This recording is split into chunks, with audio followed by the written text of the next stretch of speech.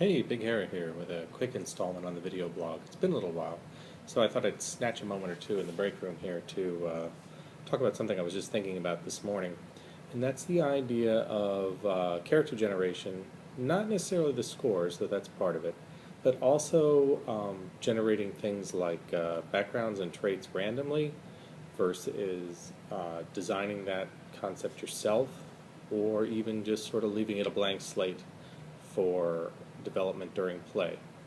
Now, not everybody really uses that much detail in terms of backgrounds and stuff. That's just not the focus of their game, and that's fine. The purpose is to have fun.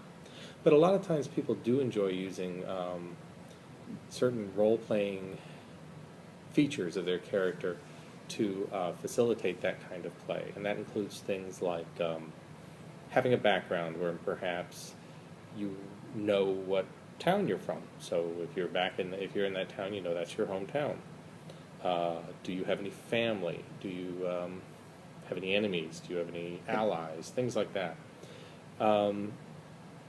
Many games do provide a lot of ways to develop that in terms of things like random tables and flowcharts and stuff like that. You know, like the classic example of that is something like Traveler, where you have your military service and things like that.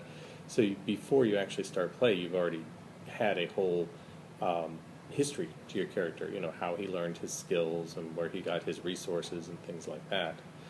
Hackmaster is another game that does a lot of things with things like quirks and flaws, family backgrounds, things like that, and that you can end up with a really rich story about, your parents.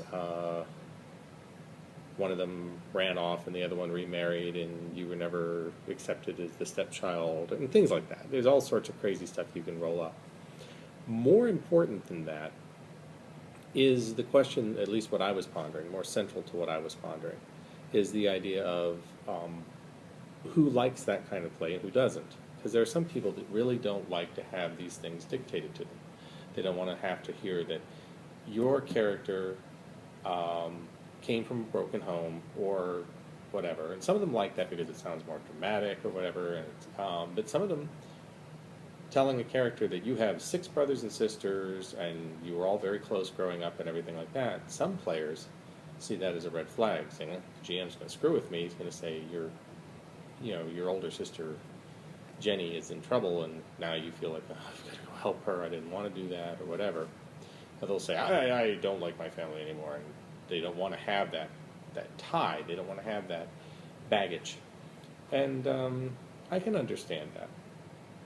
I kind of like those things, but to me, I think it's the difference between saying, I want to create a character concept myself. I want to come up with everything. I want to say, he's tall, he's short, he's an orphan, he comes from a big family, within the scope of the rules, and then, come up with something I think sounds cool to play.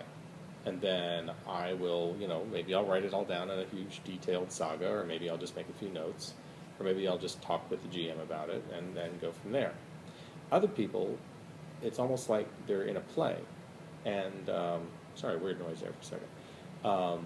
And they like being handed a role and say, see what you can do with this.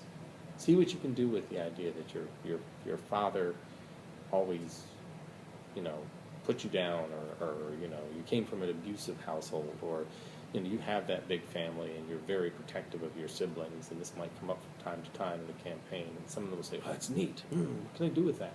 And they like having that to springboard off of. And as I say, it's kind of a different stroke sort of a situation. Not everyone finds that fun. I think it can be fun either way. And I do think that if you're going to use that sort of thing, certain aspects of it is far more interesting if they're randomly generated or assigned without the player deciding, because there are certain things that realistically your character wouldn't have decided for himself.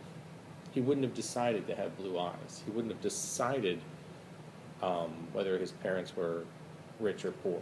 Those were things that were beyond his control. So the idea that there's a certain background which is determined before you get any control over your character is more realistic. The question is, do you find that more fun? Anyway, I don't know that I have a real point to that. It was just something I found interesting, and I think it's one of those things where you have more than one camp in the role-playing game community.